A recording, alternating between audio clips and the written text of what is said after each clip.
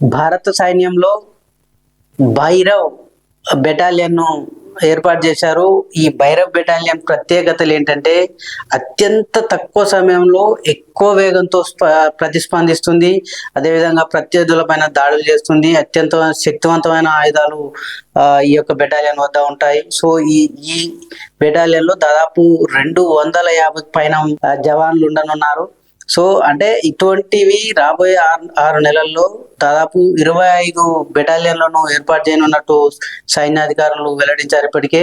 అంటే ఇక్కడ సుశిక్షితమైనటువంటి జవాన్లు, అంటే అత్యంత కఠినమైన శిక్షణను ఎదుర్కొని అత్యంత వేగంగా ప్రతిస్పందించే విధంగా ఈ జవాన్లు ఉంటారని అయితే ఇక్కడ అధికారులు వెల్లడిస్తున్నారు.